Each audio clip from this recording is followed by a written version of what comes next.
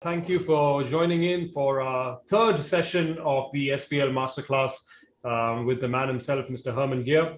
My name is Vivin. I'm from Pro Musicals. I head the national sales and marketing here. We are a Chennai-based company who've been around for about 30 years in the audio business.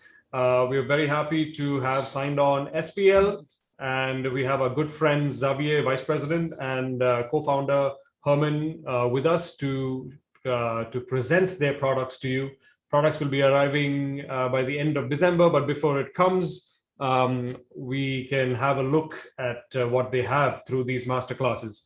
So without any further ado, I pass on the session to you, Hermann. This is all yours. Yeah. Hi, everybody. Thanks for joining us. Today's topic is going to be about all of the monitor controllers that SPL is making. So I'm give you an overview and I'll run you through the products. And whenever you feel where you have a question, go for it. I opened the chat right now, so I also interrupt me when you have a question. I'm going to share my screen. What you're going to see is the 2 control. This is one of our very successful little monitor controllers, desktop monitor controllers, and I want to start with this, and then we go through a pretty long list. You see it all up here. This is what we're going to work our way through up there. So, okay, monitor controllers, important because those devices put the sound to the speakers, and in fact, they would let you hear what you have produced. If that is not a good product, you end up with the wrong information on your speakers. And you might add and work on your mixes. Even if they were perfect, you can't hear them. For example, you probably all know the Big Knob. I don't mention the company, but you know the Big Knob. And I had a lot of customers using this, and they were using additional subs because they didn't hear enough bass. And when we sent them our monitor controller to try, they would say, "Oh, I don't need the sub anymore. I got it on my main speakers now. How is that possible?" So that's dramatic, and so it is really important that you pay attention to that and you listen. And there are differences. Although you might think, "Hey, it's just a monitor controller and it's not a big thing." It's as with everything, it's not that easy. Okay, I walk you through this because it's no rocket science here. That's very straightforward. So on a 2 control, you have a nice big knob, and for the volume, and you have 2 inputs, a mono and a dim, and 2 stereo speakers and a mono speaker. So the 3rd speaker is for a subwoofer or for a dedicated center speaker, like an aura tone where you do like mono checking.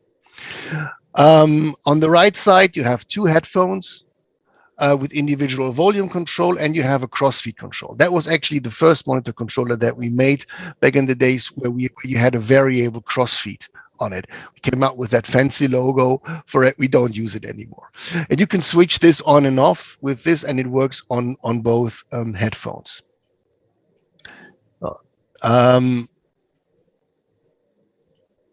On the rear side, it's all dual channel. So you have 2 balanced inputs to choose from. You can also set the level for the 2nd input to 2 different to minus 10 dBV or plus 4 dBu. You have the speaker output, and you have a sub with full range output in mono. If you drive a sub, then your sub will do the crossover for you. So that's pretty straightforward what the 2 control is doing. Now, we have an even simpler version of that, and that is the volume 2. The volume 2 is just a volume control. And funny enough, we sold this the most into Japanese hi-fi systems, Japanese hi-fi users. They love this. Very straightforward and simple. One addition that actually was something that Steinberg asked us to do back in the days. I said, "Hey Herman, can you make if you make this volume control, we need that. Well, why do you need a volume control? Yeah, we when we do this digitally and we have like our digital studio controller, which all of the workstations have these days, you need to understand that once you reduce your level, the converter actually is working with less resolution. And every 6 dB you go down, you lose 1 dB of, sorry, not dB, 1 bit of resolution.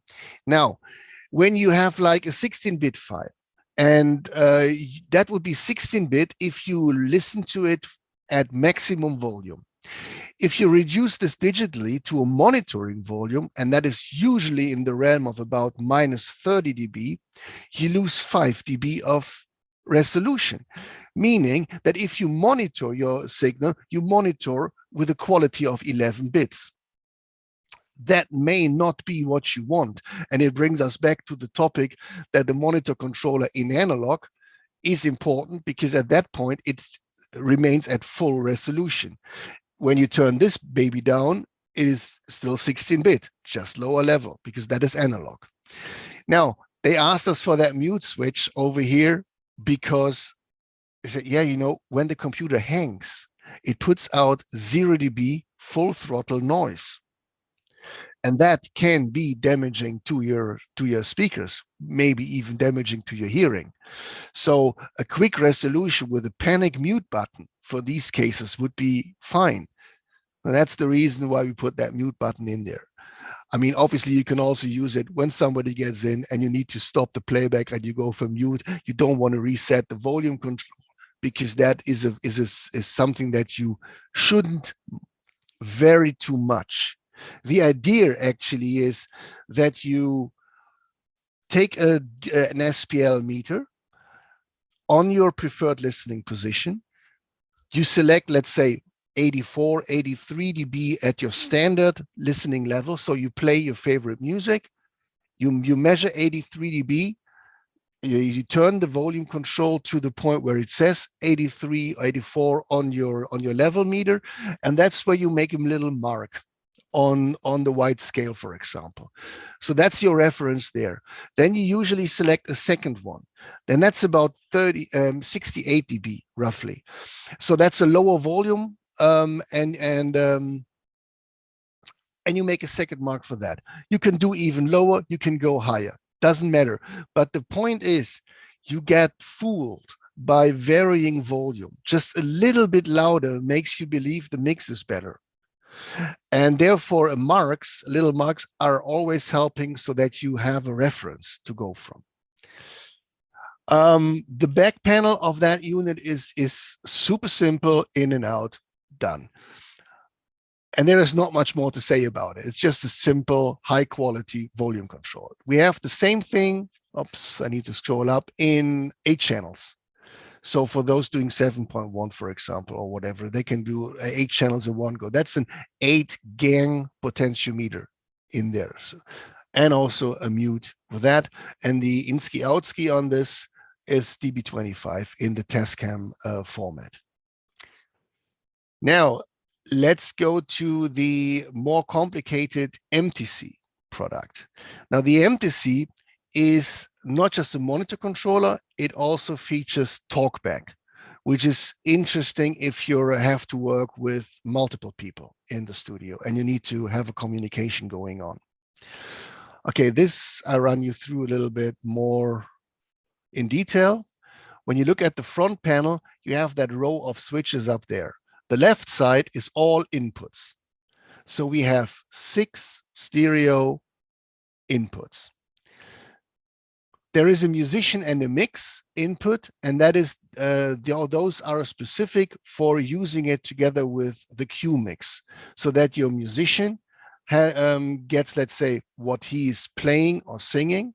That goes to this input, and you can make a level adjustment with that control, and then you put it out to the headphones, either here or on the rear panel. You can feed it to headphone amplifiers.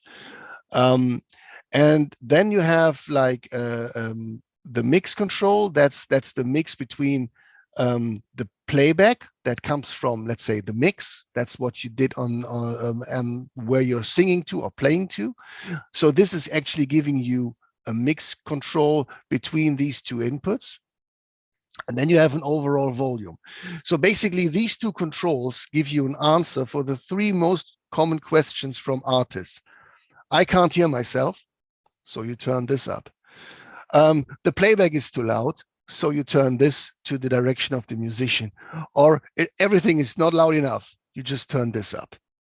So for you as an engineer or producer, you have three buttons for all of these questions, the knobs, and it's easy to handle. If you want to talk to them, you just press the talk button, and this is your microphone, which is back here behind the front panel, your microphone level up here. Now, for you as a producer in the control room, you have a blend between what the musician is doing. So what let's say he's singing or playing some instrument, that's to the left side, and to the right side you have any of the other two dual channels. Either it's the mix or any other two track.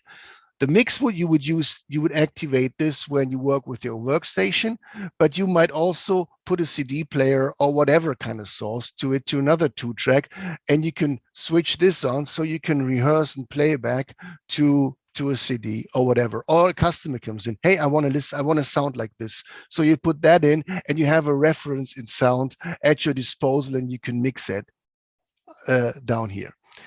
That's the overall volume control. And then you have three speaker sets on the output. They're all stereo and balanced. A mono switch, you have to check mono compatibility. A dim switch, okay, to dim 20 dBs. If you want to talk to somebody, yeah. Also, the dim will be activated when you press the talk button, so that you don't have any playback that is going too loud into this microphone and causing feedback. And you can switch the headphone on and off here, so you don't need to reset the volume. You switch the headphone on here because we only have one volume control for the speakers and for the headphone, so it's an either-or decision in that case. So when you activate the headphone, that volume control is for the headphone. When you deactivate it, this volume control controls the speakers. Now this is a bit blown up, on the rear panel, probably I'm going to use this other picture here because I already switches over. Yeah, because that's more, we see everything at one go. The musician input, the mix input, and the two-track inputs. There are also two RCAs for like hi-fi equipment, CD players or whatever. And also, if you only have one mono signal, you plug the mono signal, let's say it's just a mono voice, you plug that into the left input. Every time you use the left input on the jacks, it's going to be mono in the monitoring path automatically. If you're going to use both, it's always be stereo. All of these inputs actually add up to the slave out. So they sum up and they go to the slave. For the slave out, for example, a good application is if you have external metering. Then you can put it in there and you always see what's going on the inputs. Then you have a talk out. That is just your talk signal, just what you talk to say to your artists. And you can use this, for example, to drive an active speaker that sits in the recording room. And you can, so that everybody can hear you through that speaker. So then you would use that output. There is also a foot switch connector here. If you don't want to use the talk button on the front, then you can use a foot switch. And some of the foot switches are just momentary, but some of them also provide a latching. So if you want to talk for a longer period and you want to leave it on, you just press the foot switch, and if it's a latching one, it keeps that talk button open. But you should remember that sometimes you say things in the control room that the people in the recording room should not hear. So you need to be careful there. And we have an Qmix output, and the Qmix output is the mix between the musician input and the mix together with your talk signal. So this is what you would send out to a headphone amplifier in the recording room, let's say a multiple four-fold headphone amplifier, and then you present the mixes. Everybody says the mix, everybody hears the instruments, and everybody hears you talking if you have to say something. So that's the MTC. Now we have the SMC. This is a similar product, but in this case, it is not for stereo. This is for 5.1. A bit outdated. We also have a 7.1 now, but let's talk about the 5.1. It's a workhorse. And I don't know, we sold thousands of these things, and basically all of them, or most of them, went through companies like Universal or EA Sports or Capital, or all these big companies that produce content for TV, movies and stuff like that, or games. EA Sports, I don't know, they have like 60 odd of those. They all have little control rooms in their facilities. They have one big cinema, but they have like 20, 30, 50 odd little rooms where people are working, and they need to be able to monitor what they do in 5.1 at least. So that was the workhorse for them. And it is pretty straightforward. You have two surround sources to choose from. The one comes from your workstation, obviously. The other may come from an AV receiver that is a surround receiver where you just play back DVDs in 5.1. And as a comparison, you can also do stereo. So you have two stereo inputs. You can mono the front left, right. You can mono the rear left, right. That's all for compatibility issues. A dim, and you have an overall mute for everything. Then you have 6 individual on switches for each speaker, and for the stereo speakers, an individual one. On the rear panel, the inputs here are all unbalanced because they usually come from an AV receiver. But from the studio side, you would actually use the DB25, and that is the same output, let's say, like Pro Tools has on their multi-pin connector on the DB25. That's the same thing. You can also slave this through if you need this output somewhere else. There is a passive slave through so that you don't lose that output of your workstation. Usually, you need these 8 channels probably twice for a different mix application. Then you can just slave it through here. The outputs are just jacks, and this is all for a bit of a cost reason. They're also just unbalanced. They are not balanced, also for cost, because we try to make this product as inexpensive as we could do it back in the days. Now 7.1 came along, and we made a 7.1 controller. Also, it has like these feeds down here. You cannot really see it. They have extensions, so you can clap them, or you can move them towards you, and then the unit is sheared looking at you. Again, it's the same thing, 2 7.1 inputs, 2 stereo inputs. You can solo, and you have 2 options of soloing. You can either solo in place. That means if you select one of these speakers, then it will put the solo signal into that specific speaker. That's the solo in place. But sometimes when you listen to this, when it's being put to the rear, it's hard to like EQ stuff in the rear, and you want to hear it up front. So you can just press solo to center, and it will appear in your front center speaker. That makes it a bit easier to compare everything. And you can, if you just go solo to center and you switch through your inputs, then you will all hear everything through the same speaker.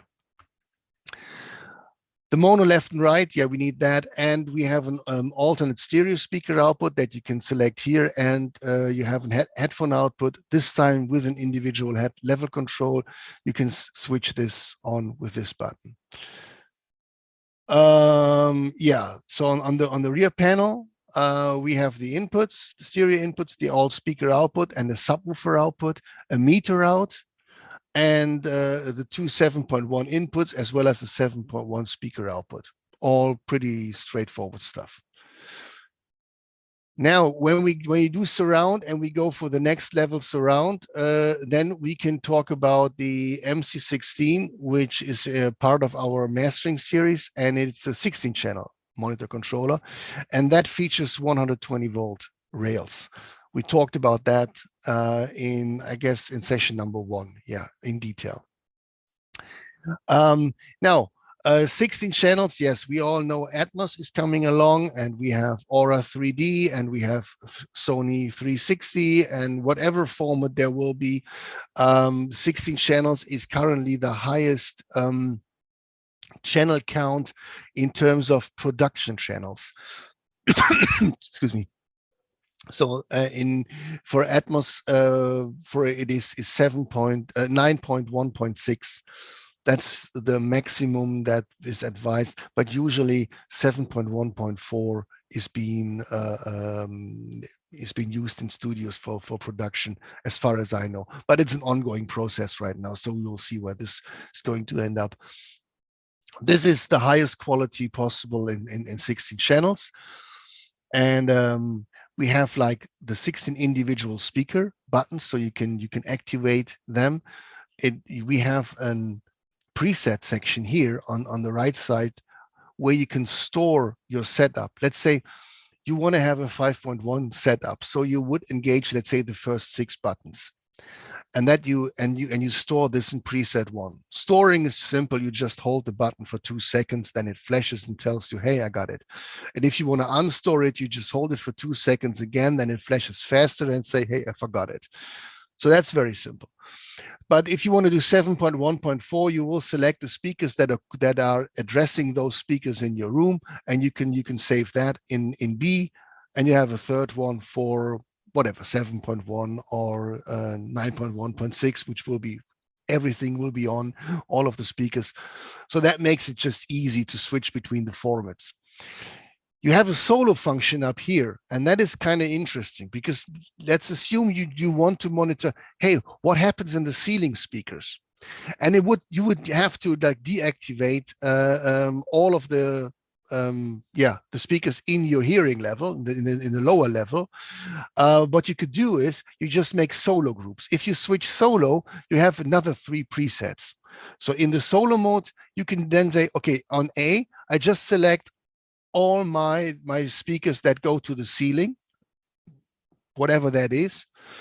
And if you, for example, I only want to hear the speakers that are in the front, let's say left, center, right, and the top front. So this array, and then everything in the back, so that I can immediately see and listen what is my soundstage in the front, and what is being added by all my rear speakers. And to make that simple, you have the solo function and these 3 presets. You have 2 inputs that you can choose from. So these are the 16 channel inputs, both of them. Maybe the second one also comes from some kind of other computer that plays that back, or a hi-fi equipment that provides 16 channels. Honestly, I'm not sure right now if that is already supported by the hi-fi products. Dim and mute, but that's it. It's a pretty straightforward unit, and it gives you the highest possible quality in terms of signal to noise, and all of the benefits that the 120 volt rail gives you. Let's go to the expansion rack. Now, the expansion rack is an interesting thing. You can put the Phonitor 2 headphone amplifier, or I have a picture down here, or an SMC 7.1 into this rack. What it basically does, it adds 4 stereo outputs passively, like this. So you have the Phonitor 2 that has a speaker output section on the rear. You connect those with 2 XLRs into that input section, and then you can drive 4 speakers, stereo speakers, and you select that with that big knob here in the front. This actually gives you, in my opinion, from the quality aspect, pretty much the same as you would get from the DMC mastering console, because it is the same rail. It's also 120 volt rail that we have in the Phonitor 2. We talk about the headphone section of this unit in the Friday session, so in 2 days. But this is also a superb monitoring controller, because you can switch the outputs to either go to speakers or to go to your headphone. And then you have the solo function for left and right. You have phase inversal function for left and right. You have stereo mono switching here. So all these functions that you also see on a DMC are already built into this piece. So that's something that a lot of people who do this really enjoy it, because they get a premium headphone amplifier, a premium preamplifier for their system, and they can address multiple speaker sets. Okay, then I would like to talk about our latest babies.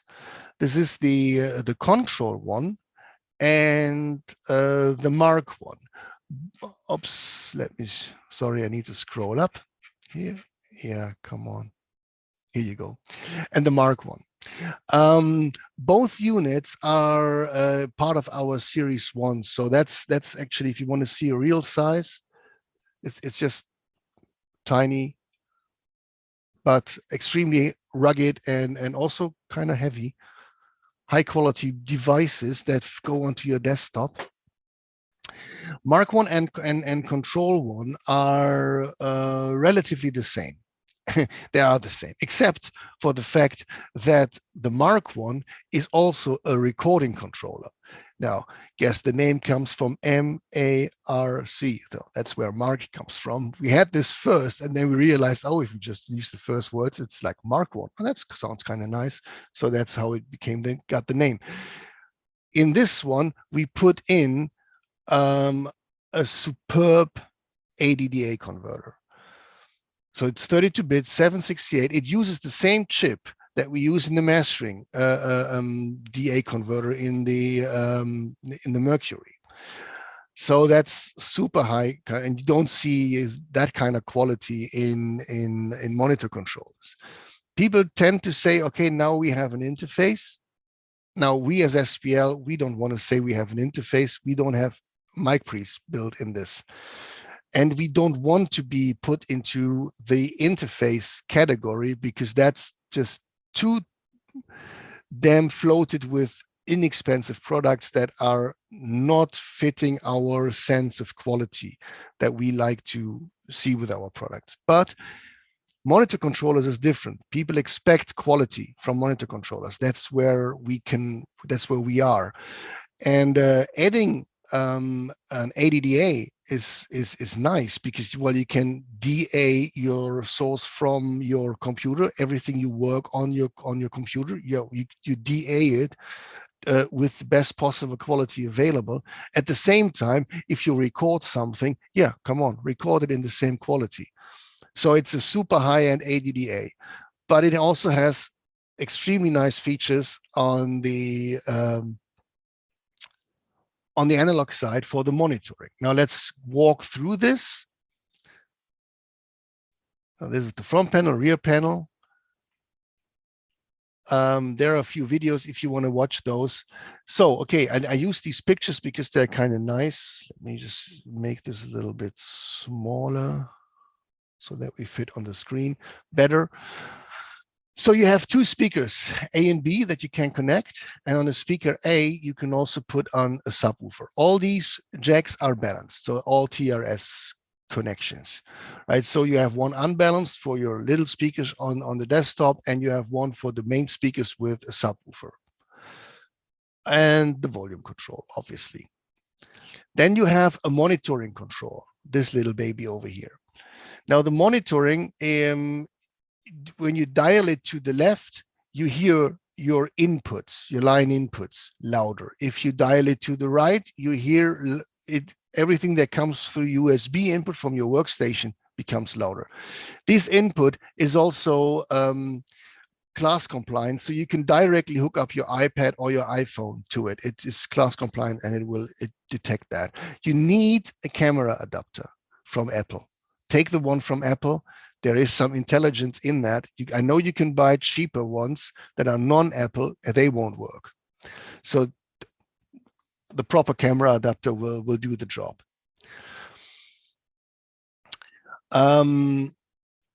Yeah, we spoke about this. It's the same AKM 4490 that we use in the Mercury on the converter side, and the AK 5552 is what we use on the AD side. It's also a high-end DAC converter. I don't think you find those on interfaces these days.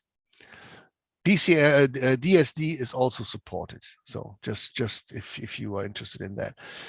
The Mark I has a line output, and that you can use that to go to any kind of recording media with that, or to mixing console to provide it for to do other things with that, or you use it to drive multiple headphone output to serve more people that you work with.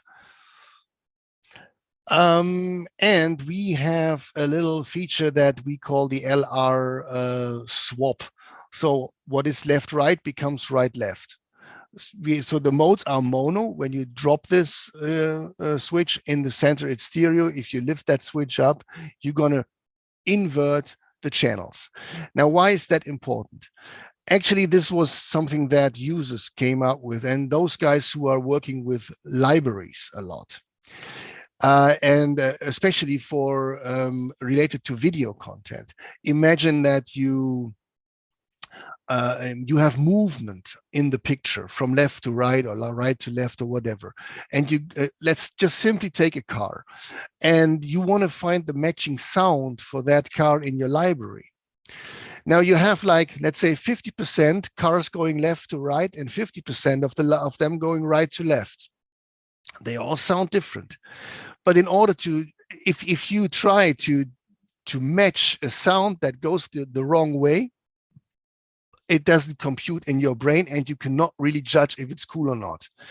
So, but in order to say, okay, this is a cool sound, but it goes the wrong way, so you need to import it into a workstation, and you have to flip the channel. Then you can listen to it, and then you can make a decision whether that was good or not.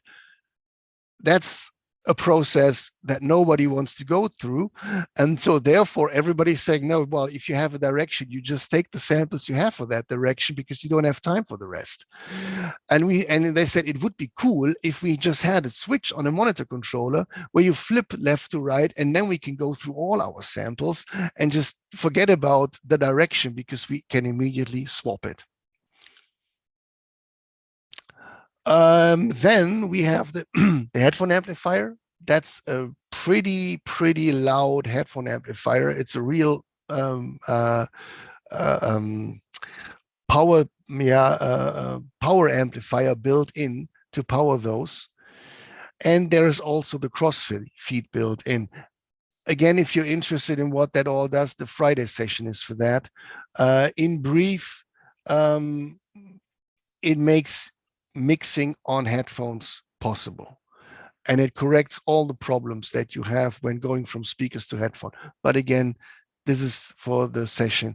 I will go through that video in detail, and there is also a video here on the website that gives you an impression on how this actually sounds.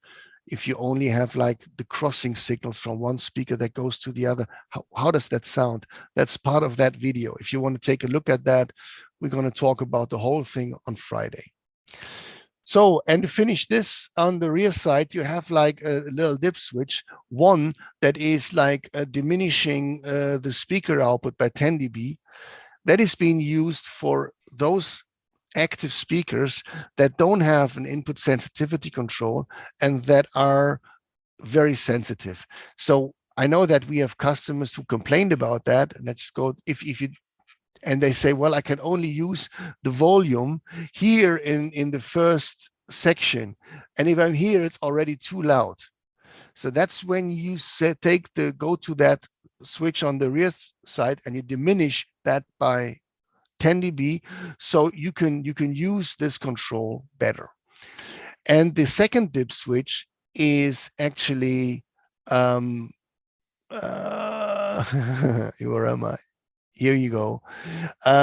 That's to record, to make a mix of both inputs, of both line inputs 1 and 2. So if you switch these, those inputs are going to be summed, and those are going to be put to the AD converter. Just a little feature. Sometimes you might want to use that. Right. So there is also a comparison sheet, and I guess it's, yeah, you can see it's down here with the manual. You can click on this, and this will open up. So there are all the monitor controllers in stereo. We also have one for the surround controllers, and if you want to go through all of the features and compare them, this is the paper that you can take a look at. Right. So this is the quick run through all of the monitor controllers. And if you have any questions right now, that's the time that we're going to talk about stuff. I don't have any written question on my side so far, so it's crystal clear. I have a question, Herman. Yeah. The speaker management, the monitor controllers that you have, whether it's the MC16 or the others, is there a way to calibrate the speakers through these controllers? No, and we did this on purpose, because what you usually, you have too many gain stages. You have gain stages in your speakers. Usually they have like input sensitivity speakers. Every trimmer that you would put into this, because usually it's going to be with trimmers. Trimmers affect the audio quality. Cannot take the levels well, so they tend to clip. They don't have proper stereo tracking, so it's really hard to really set them properly. There are reasons why things go wrong. And just for the fact that you try to match the speakers that usually do sound quite different anyway. And honestly, I mean, if you try to really set a full range speaker to the same identical level as you would do with small speakers, like here I have my Aura tones sitting there next to the screen, and I have a stack of Verdade speakers in the back. When I set them the same, I usually have the feeling that the Aura tones are far too loud, because they are screaming like hell to get to that level. And I don't really like it. If I want to listen to those speakers, I actually want a level difference.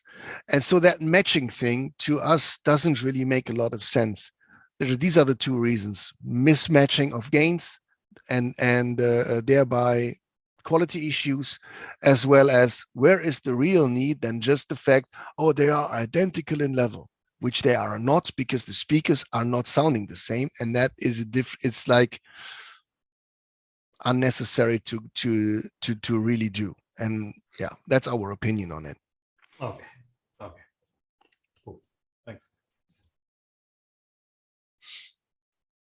All right. So far, no questions on my side. Okay. Yeah. That was a quick one then for today. Yeah, on Friday it seems to be a little bit more tense, more stuff to say, more content. If for the people who would like to see this session again, or would like to give this session to someone that could not attend, again, as usual, as for the other first 3 sessions, this session has been recorded, and I will send the link to Vivin or Sudin, and you will be able to ask them for the link. And the next, as Herman mentioned, the next session is going to be same time, same place, obviously. Next Friday, it's going to be about headphone amps and the Matrix, not the movie, the technology. Indeed. Yeah. Indeed. So yeah, I think.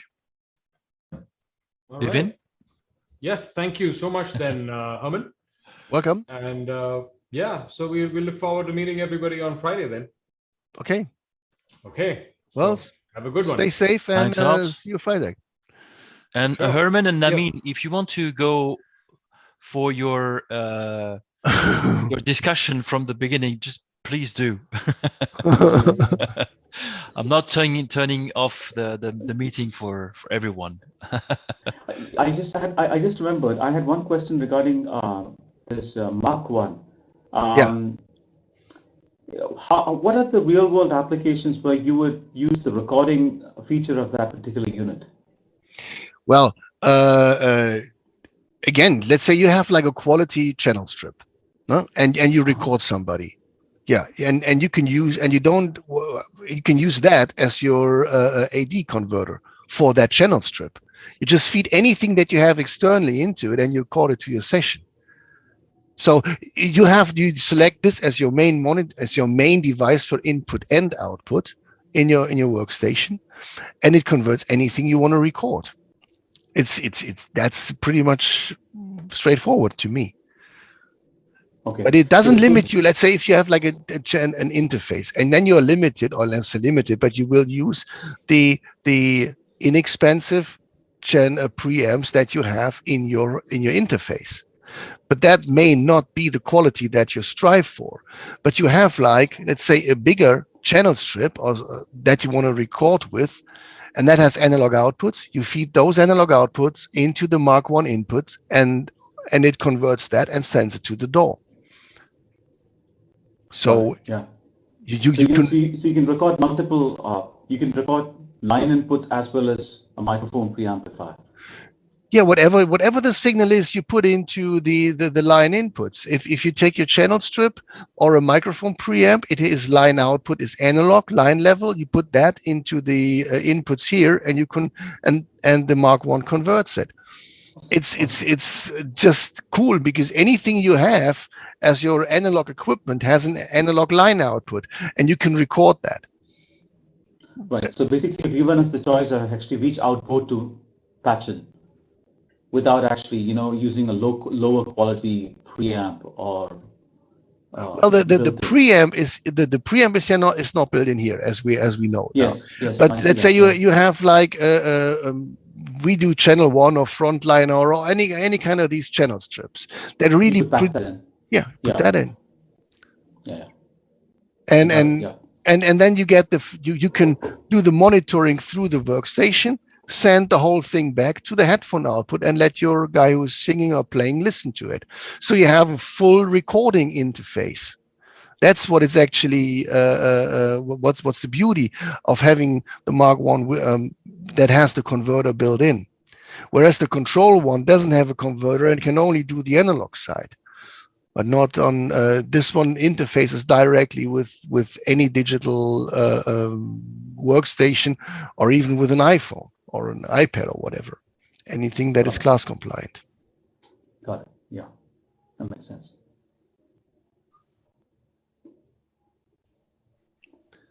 Yeah. Yeah. Okay, then. Yeah, the other question was actually this: does the Mark 1 also run on 120 volt rail? No.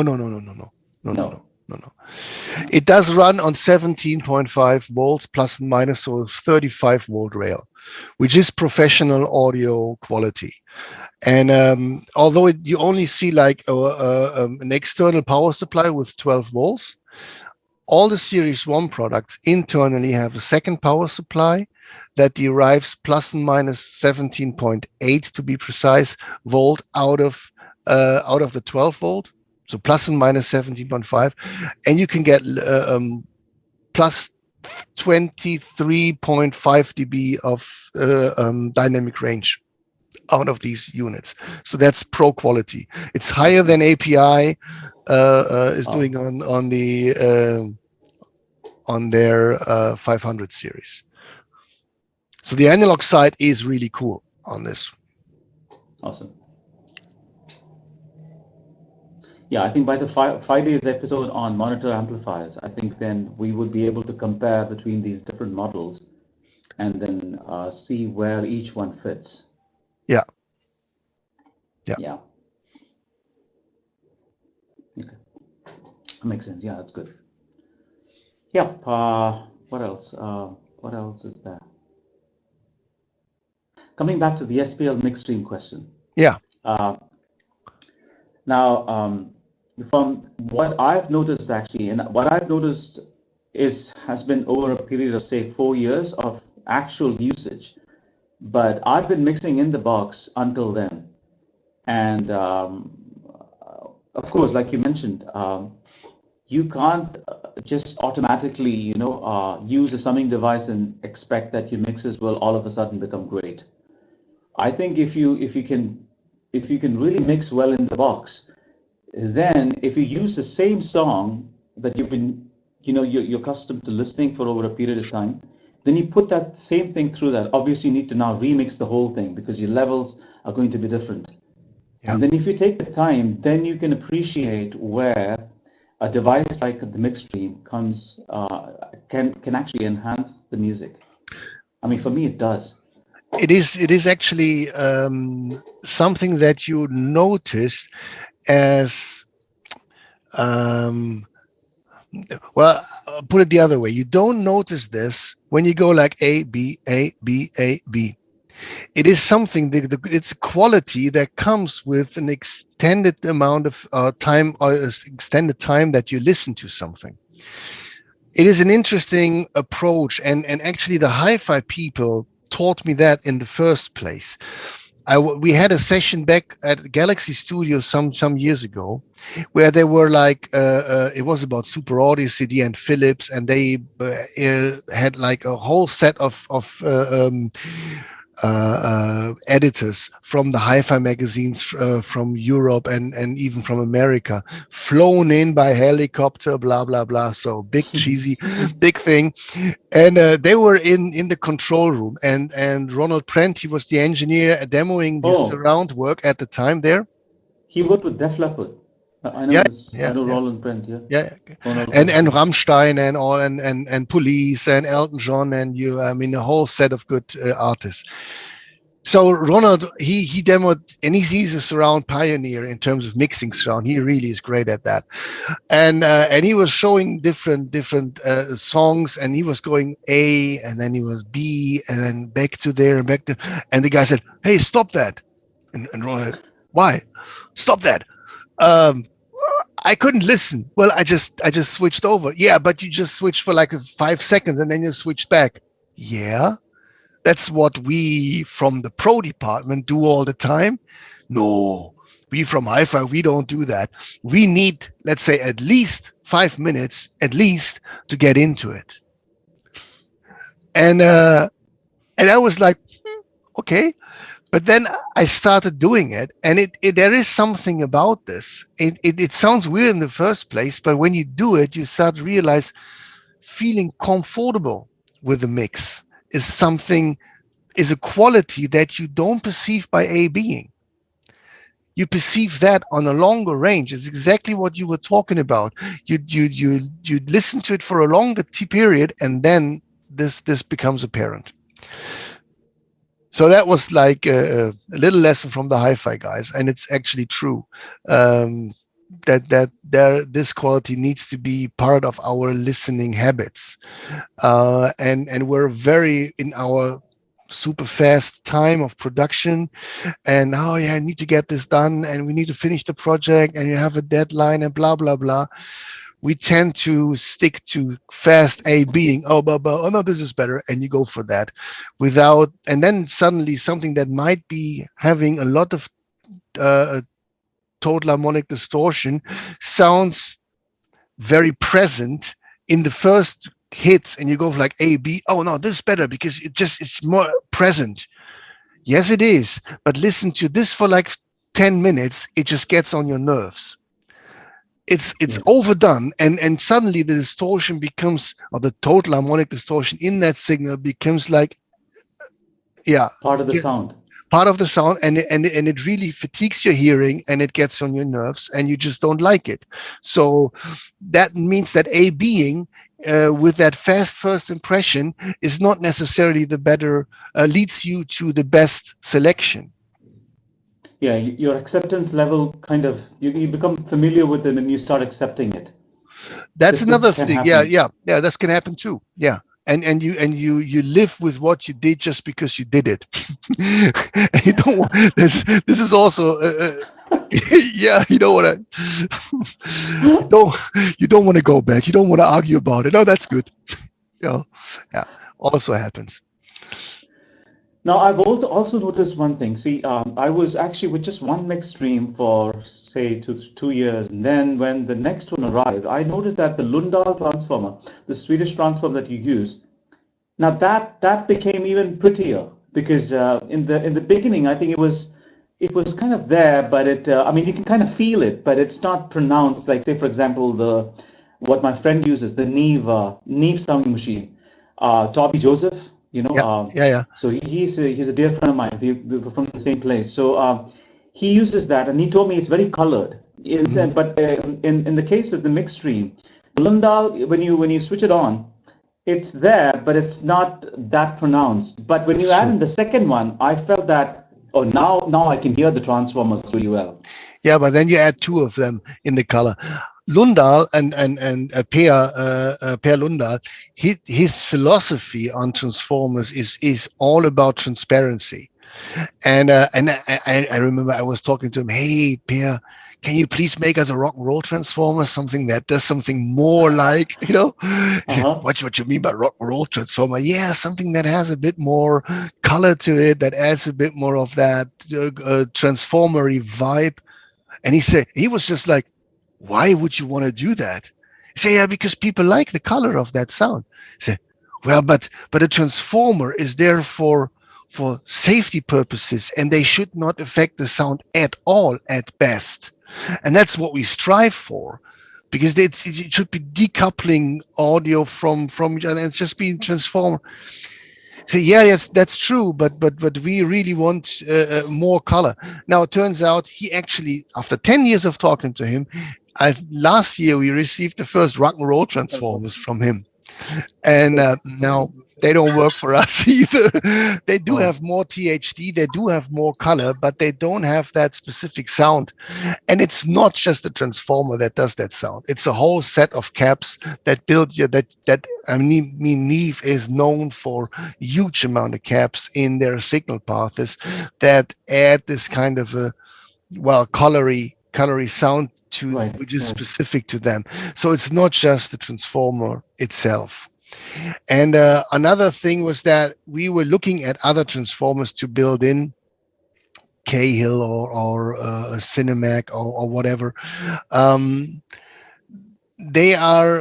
of them don't live up to the rail that we run and to the dynamics that we run. And the Lundahl were the only one who was safe up to like 29 dB dynamic range, and to go along with the mix stream and not become a bottleneck. So that was something that we had to consider. And some of them are really hard to, let's say, when you buy a couple of them, they do not necessarily sound the same. So you get into matching issues. You get into how does the one product and the next product sound? How compatible is it in a series of products? Not that every mixing sounds different. That was also something that we didn't want to see happening. So those were all those reasons that led us to stick to the transformers from Lundahl, which we were using for 30 years in our products. Bottom line, you're right. Our unit is not as colorful as a Neve is, and funny enough, here in Europe, the mix stream is not as popular as in America, and the American products and English products are more popular in Germany or in Europe than they are in America. That was something that really was like a surprise to me. But the grass is always greener on the other side. Goes the same. Yeah, and it seemed here in Europe, I don't know how it is in India, but especially here in Germany, where in my home market, people are looking for that coloration. And they want to have everything with an American color. So I don't know why that is, but that's the cool shit. In America, they're going to tell you, hey, no, I have my tools for that coloration. And if I so want, I put that tool in my chain. But if I'm summing on 16 channels or how many channels I do, then it should just be proper summing with no added coloration, because I can't get it away if I don't want it. And so that's why they actually preferred Mixstream as with the dynamics that it offers, and the purity in the sound, and then they could add whatever coloring box they love and that fits the project in together with the Mixstream. So yeah, different ways of thinking, different ways of working. Yes. Yeah. I mean, I think you can now, these days, you can use a bit of software to actually color it. I mean, I don't really miss the color. If I need it colored, I can use, either I patch in some, analog compressor and then transform or some tube. And I own a box. So again, that is not a completely colored device. It's more on the cleaner side, if I'm not wrong. By the way, mine is in Germany. So what I've noticed is actually, I've heard that people from the early 80s, I mean, they were trying to get rid of the mid harshness from the SSL consoles. Mm-hmm. Now, when you have a device like the Mixstream, it's relatively doing the stuff without all that stuff. I mean, and given us the choice, if you want to add that in, well, you can. Yeah. I mean, that's how I see it. That's how we see it too. That is exactly what it is. And the option of switching in the Lundal transformers was like, okay, let's do that too. But we knew that the Lundals were very straight and very clean, and so the sound they give are just, it's more marginal, I have to admit, but it is what it is. But as you said, if you're going to combine two and you put it into both, it becomes more and more obvious what they do, like you experienced. Yeah, it is there. It is not like it's something. It's not like a night and day difference, but it's there, and then you can decide actually if you want that or not. Yeah. And then the other question I had, particularly on the 60-volt rail thing, was it gets hot. Now, how long can you run this unit? Sometimes I kind of have to think of switching it off, just in case, just to be on the safer side, because I can't obviously be sending my machine to Germany now that thanks to Pro Musicals you have a distributor. Yeah, they do get really hot because they're a Class A, and Class A devices tend to get hot a lot hotter than Class AB devices. On the 120-volt rail, we actually used Class AB, more to the Class A side, but it's actually Class AB designed to get rid of the enormous amount of heat that Class A produces. But this is Mixstream is a straightforward Class A device. Honestly, I use Mixstream for since it is around, obviously, like 18 years or something. Still have it in my recording rig, and packed into stuff. It didn't fail yet on heat. Let's put it like that. Awesome. Besides Friedman Tischmeier, there was also there were also two other people who had a big influence on me to purchase it, because one was Chris from recording.org, and the other one was Miles Walker, the Grammy-winning mix engineer. He uses 3 of them. Oh, really?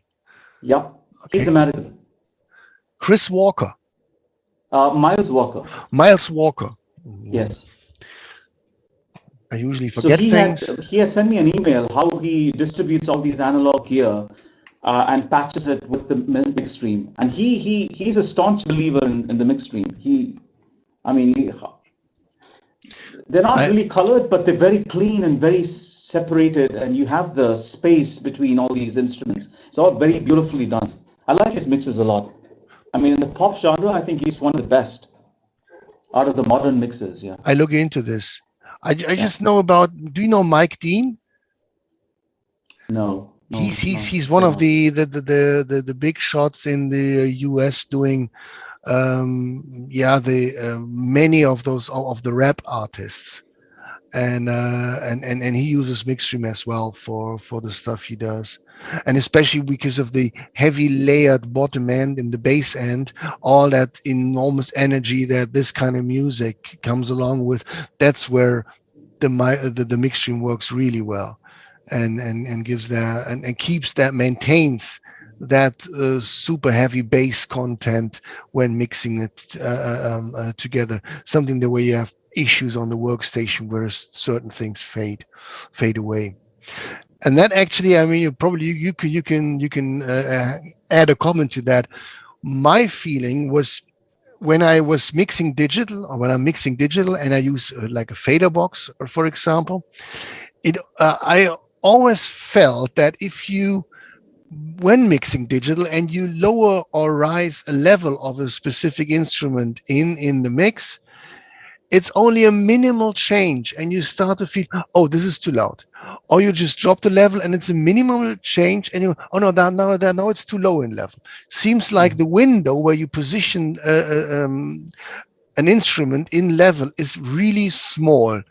And then you put the same thing on an external device like my mixer over here, the Neos, and you suddenly realize that you have, for the same signal, you can go on a far greater range of level, and it still is present in the mix. That's something that I find really interesting, and I'm not sure why that is. Why it's so level sensitive when you do it digitally and not when you do the same thing analog.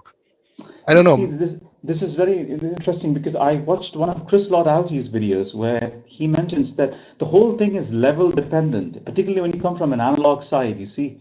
And now all these people, now that when they're kind of doing this hybrid thing, so it kind of makes sense where, I mean, for me, I think this whole level thing, I mean, you have no idea. I've spent like more than 10 years on just one song, just to see actually what difference it has made. So right now I'm at a position where I know that the slightest level differences can create a big difference. Now, when you listen to it through your, your earphones, through your phones converters, you can notice that difference. So it depends. Then you have to go back and then adjust until I have so many versions of the same mix, and then I can go back to actually the one that when it was actually sounding great. Because other days you kind of think that it is great and it is actually not. Yeah, get it. Yeah, see what you mean. But the beauty of digital is that obviously that you can store everything, and it seems to be all the same. In analog, well, you can do recall, but a recall is not a recall. We all know that. In the analog domain, there is too much tolerance on the settings that it's not the same when you do. Well, we all have done that too often on consoles, and well, and it didn't sound the same. So I know so many engineers have just said, "Oh shit!" When the record company tells you to make that hi-hat 2 dB less loud, you probably start over with the whole mix because it just didn't work on the recall. Let's just do that. It doesn't fit. Yeah, that's always a problem. Yeah, mixing is difficult. Really true. It is. But thanks. I mean, you just opened my eyes into this new monitor and monitor controllers, because I've been using the Dangerous Music SE, and so is, I think, my dear friend Toby Joseph, from Chennai. Yeah. So what now? Looking at the options, because I was always, from Freedom Antishma, he always used to rave about SPL gear. I mean, that whole book had comparisons between 5, 6, 7 summing machines, and then we had audio clips, and we could really audition them within your space, and then come to terms with actually what you want. And then he was using the one you mentioned today in the webinar, the MTC. Yeah. And along with the surround thing. Yeah. See, now of course, now I see that you're expanding that into the other things, which is wonderful. I think I'm looking forward to trying that. Wonder when you're going to actually give a discussion on the SPL iron, the pass EQ, and the PQ. Yeah, that's going to be in January. Last 2 sessions, I think. It's going to be the mastering. It's going to be the last 2 sessions, and it's going to be the first mastering session is going to be on the 19th of January, and the second mastering session is going to be on the 21st of January. Awesome. 2 lasts, and the summing, which obviously you already introduced. It's going to be on the. I beg your pardon. I'm sorry. I just jumped the gun. Don't worry. No, please. The analog summing is going to be on the 14th.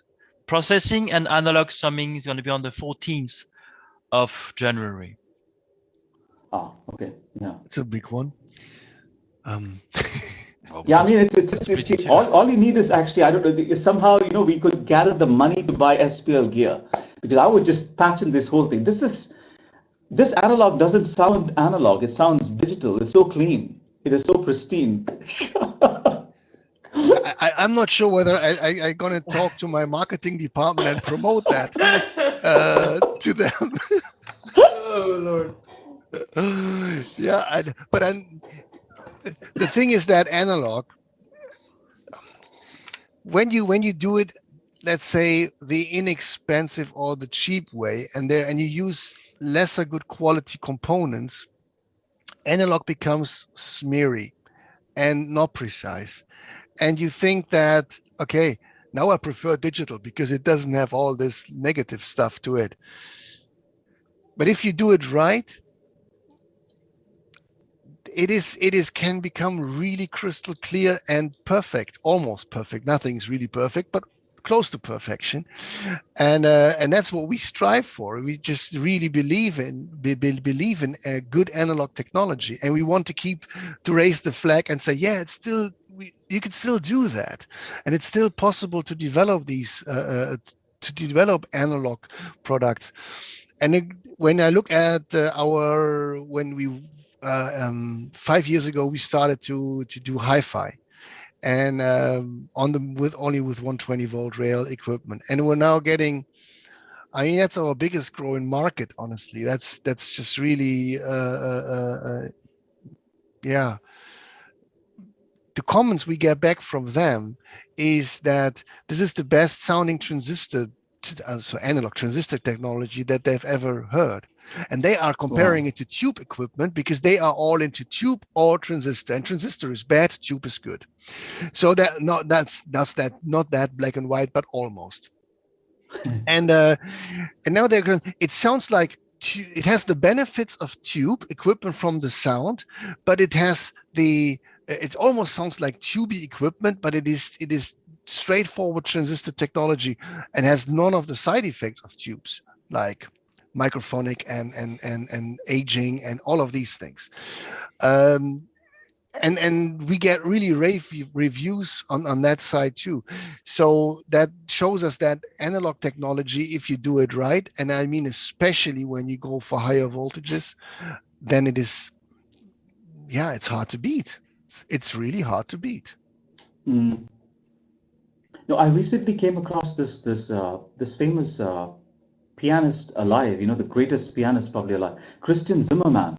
He has a very important quote on this digital thing, which was, he said, this mirroring thing that you just mentioned, you see, he said that too clean is not that great.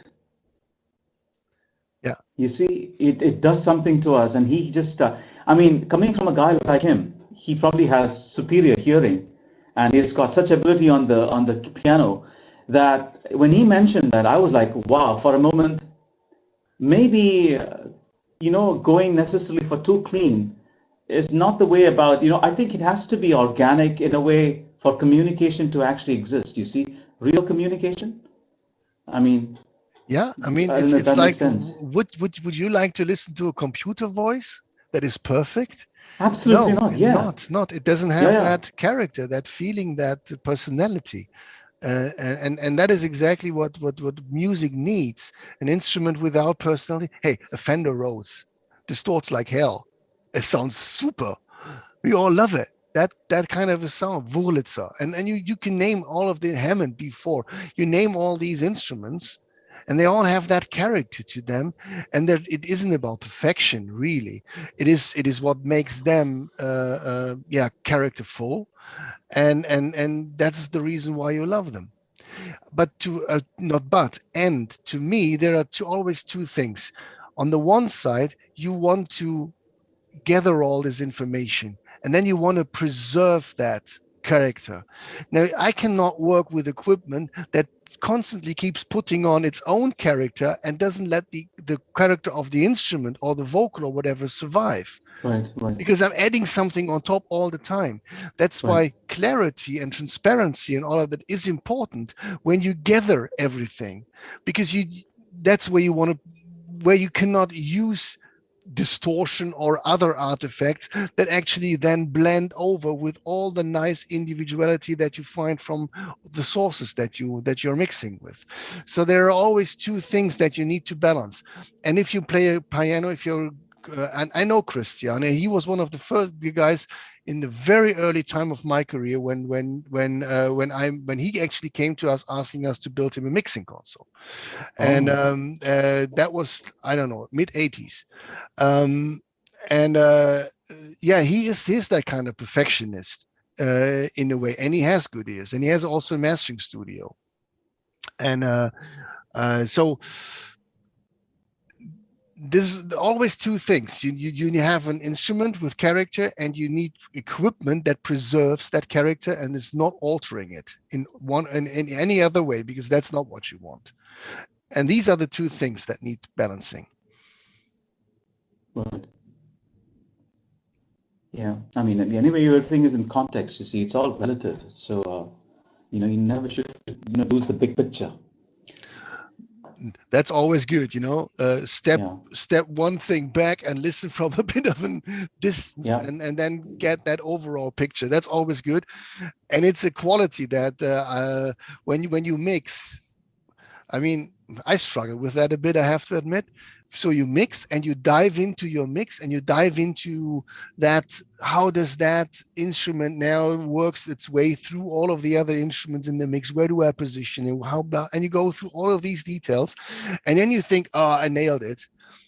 And then you switch back to listen to the song, let the song come to you, and you figure, oh, no, that's not that great, is it?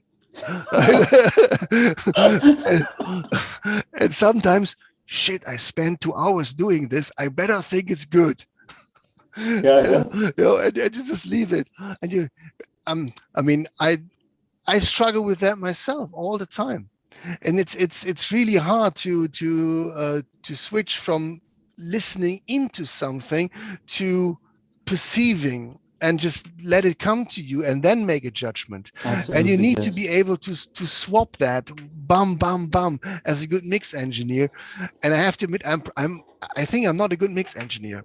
I have to say, when I look at my struggles. You're probably not good because you spend more time actually designing these tools, thinking about other mixing engineers, what they will do with your products. Obviously, I'm just doing this as a hobby. I know how it works, but I'm not a professional mixer or an engineer. No, I'm not. I mean, how could I?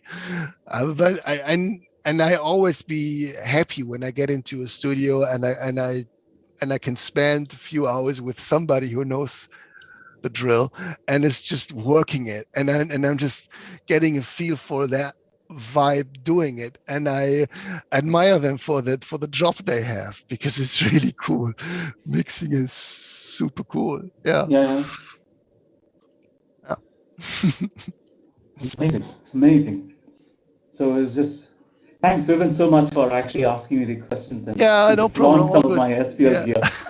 I also have an SPL transducer. I don't know if you don't make them anymore, I think. No, we don't. Unfortunately, we don't. It was like a struggle with that product in a way, that the components that we bought, that we needed for this product, I don't know why, but they were changing so much over the years in their sonic performance.